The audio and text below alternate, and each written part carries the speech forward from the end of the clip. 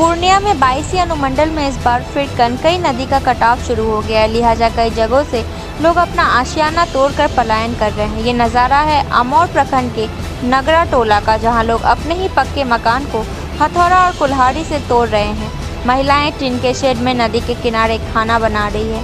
घाट पर बैठी बुजुर्ग महिला से लेकर बच्चों तक के आंखों में दहशत है। स्थानीय लोगों का कहना है कि कनकई नदी ने नगरा टोला में 2017 और 2020 में भारी तबाही मचाई थी।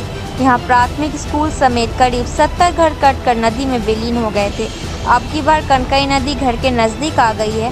सैलाब और कटाव के कहर से बचने के लिए वे लोग अपने ही बनाए घरों को तोड़कर सुरक्षित जगह की तलाश में जा रहे हैं। अभी अगर घर नहीं तोड़ेंगे तो 1 माह बाद यही घर नदी में समा जाएगा।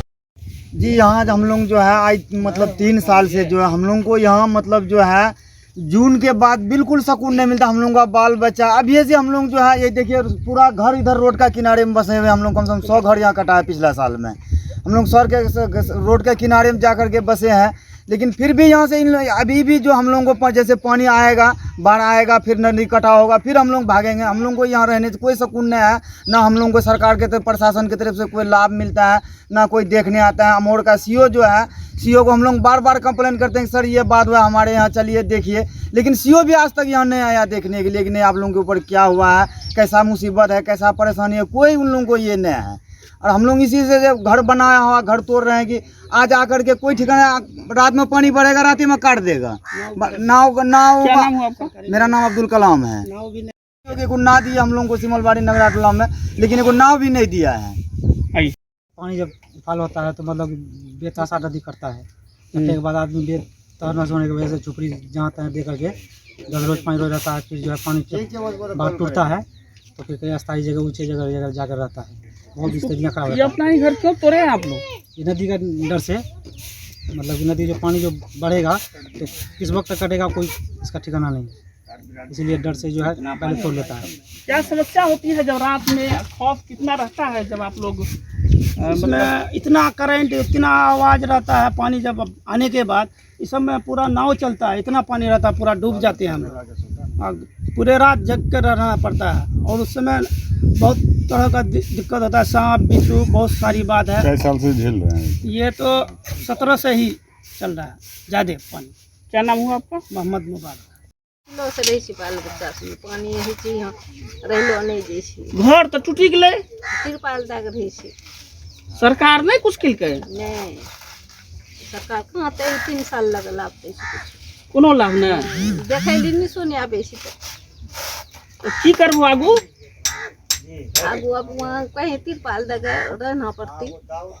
अच्छा की नाम ले? हमर नाम हाँ सुमा। मैं जब विधायक नहीं था तब भी 2016-17 के कटाव के दिनों में मैंने घर घर बस्ती बस्ती और नदियों के किनारे दौरा किया है। और जो मुसीबत मैंने वहाँ के लोगों में देखी है कहीं नहीं हमने देखी। हर चंद के हमारा किशनगंज, अररिया, पूर्णिया, कटिहार सब लोग बाढ़ से प्रभावित है, लेकिन वो क्षेत्र कुछ अधिक प्रभावित है। और मैं आपको बता दूं टेक्निकली कि सोनापुर से लेकर जो बंगाल और बिहार का जो बॉर्डर है किशनगंज डिस्ट्रिक्ट का, वहाँ से लेकर फॉरबिसगंज तक लगभग 100 किलोमीटर की चौड़ाई में जितनी नदियाँ बहती हैं, चाहे महानंदा हो, पनार हो, कनकई हो, ढोक हो, मेची हो, ये सारी नदियाँ आकर के अमौर बैसा में सिर्फ 10 से 15 किलोमीटर में समाहित हो जाती है। और जिसके नतीजे में जो कटाव है वहाँ पर पिछले 2016-17 से लेकर इस वक्त तक 2000 से ज़्यादा लोग विस्थापित हुए हैं, नदियों के किनारे कटे हैं। यही मामला बहरोन विधानसभा का भी है, ये मामला कोचाधन विधानसभा का भी है, किशनगंज और जोकी का भी यही हाल है। ये जो कटे हैं 2000 से उस क्षेत्र में, उन विस्थापितों को जो सरकारी नियमावली है, आपदा नियमावली जो बिहार सरकार की है और सेंटर की है, वो ये है कि घर कटने पर इतनी राशि मिलेगी, मवेशी के मरने पर इतनी राशि मिलेगी, डूब कर मिलने वालों को इतनी राशि मिलेगी। कोई राशि अब तक नहीं मिल पाई।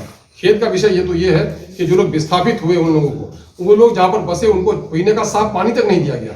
उनके नाम पर हजारों करोड़ों रुपये ठगी का काम किया गया है। और इस वक्त तकरीबन 70 जगहों पर कटाव है चिन्हित पिछले साल हुए हैं।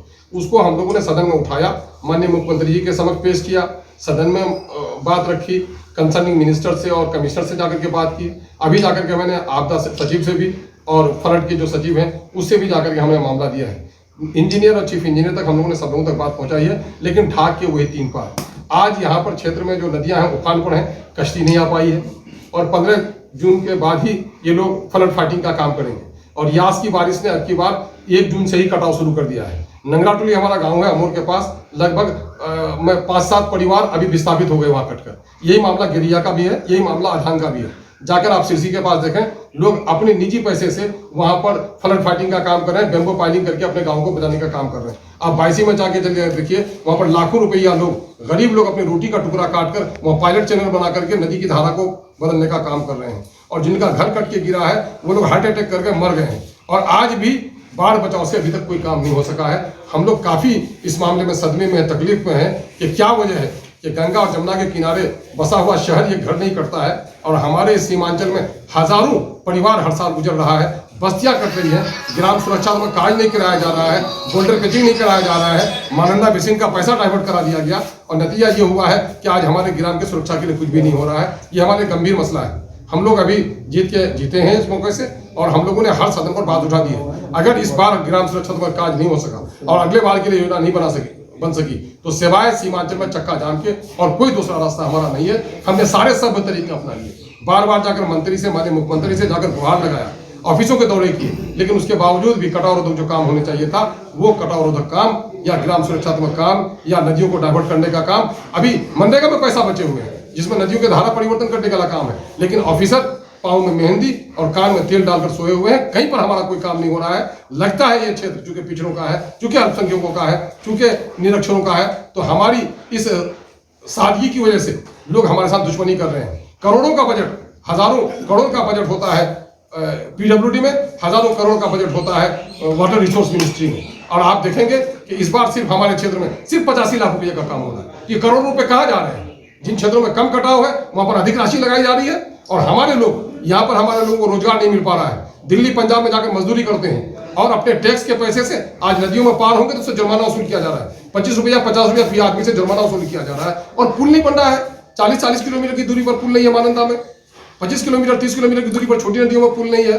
तो हम लोग पुल के लिए भी संघर्ष कर रहे हैं और बाढ़ के निदान के लिए भी।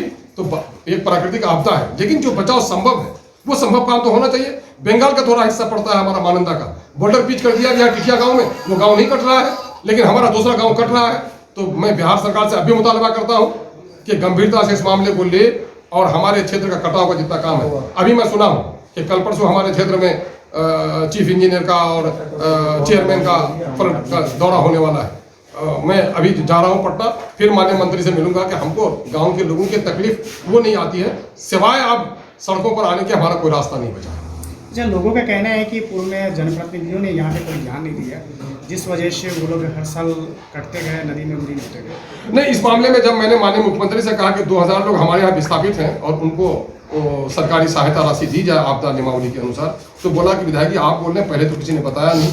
तो लगता है कि सदन की दीवारें भी गवाह हैं कि यहाँ के मुद्दे जिस अंदाज से वहाँ उठने चाहिए थे वो नहीं उठ सके। और खुद मैं भी जिन दिनों सदन में रहा तो मैंने देखा कि उस क्षेत्र की समस्याएं उतनी तवानाई से नहीं उठ सकी। लेकिन मैं समझता हूं कि ईश्वर की दया और अल्लाह के करम से इस वक्त एमाजन के जितने भी लोग हैं हमारे बड़ी मजबूती के साथ सीमांचल के साथ हो रही नाइंसाफ़ी को और राज्य के अंदर हो रही नाइंसाफ़ी को मजबूती से उठा रहे हैं और सरकार का ध्यान आकृष्ट करा है। हम उम्मीद है, आशावान है अब तक कि इस मरतबा एक काम कराया जाएगा। लेकिन एक बात तो मैं जिला प्रशासन को भी आपके माध्यम से और आपदा विभाग को भी कहना चाहता हूँ कि नदियों में पार होने के लिए नाव नहीं है और अब तक नाव की व्यवस्था नहीं की गई। या स्टीमर का होना चाहिए, गोताखोर आ जाना चाहिए। उस दिन किचंग में पोठिया में डूब कर मरे और गोताखोर वहाँ नहीं पहुँच सका। तो आपदा से पहले मई में ये लोग मीटिंग करते हैं जिला स्तर पर कि बाढ़ से निपटने के लिए पूरी तैयारी मुकम्मल कर ली गई है। तो ये अखबारी बयानबाजी अगर हमारे पदाधिकारी भी करें तो मैं समझता हूँ कि खेद का विषय है। इस राज्य को तो बड़ी मुसीबत हो जाएगी कि राजनीतिक बयानबाजी अगर हमारे जिला के पदाधिकारी करने लगेंगे। सारी तैयारी है और जब आदमी डूब के मरता है तो गोताखार है, न महाजाल है, न उसको उठाने की कोई उपाय है। तो मैं समझता हूँ ये समस्याएं इस जिले के लिए, 4-5 जिले के लिए गंभीर है कि सैलाब के ज़माने में यहाँ पर पूरी तैयारी की जाए। या कुछ जगह ऐसा भी देखा गया जो पायलट फ्लड फाइटिंग का काम हुआ है वो जब ही टूट गया, धराशायी। अरे भाई, फ्लड फाइटिंग के काम में वो रोकाव का काम है।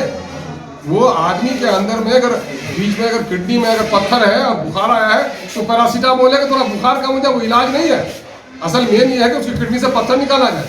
मेन ये है कि बरसात के दिनों में चूंकि मजबूत काम करने का मौका नहीं रहता है, इसलिए सुखाड़ के दिन में योजना बनाई जाए। और आपको सुनकर हैरत होगी कि पिछले दिनों में जो योजनाएं बनाई गई, पदाधिकारियों का इसमें लापरवाही का नतीजा देखिए कि जनवरी, फरवरी, मार्च, अप्रैल का महीना चला गया, मई के लास्ट और जून के पहले हफ्ते में अभी जो योजना का काम होना था वो कराया है ताकि पानी में बह जाए, कोई हिसाब लेने वाला नहीं हो।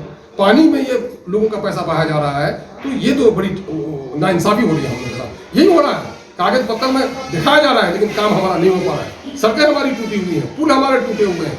2016-17 में जो पुल टूटे हुए अब तक उसका निर्माण नहीं हो सका है। सिर्फ किस वजह से कि हम लोग सीधे साधे हैं, है ना, हम लोग उग्रवाद मिजाज के नहीं है, इसी वजह से ना। तो क्या लोगों को सरकार चाहती है कि सीमांचल के सीधे साधे लोग जब सड़कों पर आ जाए, तोड़ फोड़ करें, डंडे लेकर के ऑफिसों में आ जाए, तब हमारा काम होगा? हम लोग ऐसा होने नहीं देना चाहते, लेकिन हम लोग चाहते हैं कि सब तरीके से हमने आवाज उठाई है तो हमारा काम कीजिए, वन नहीं तो मजबूरी में अगर वो कीजिएगा तो सड़कों पर हम भी डंडे लेकर उतरने पर मजबूर हो जाएंगे।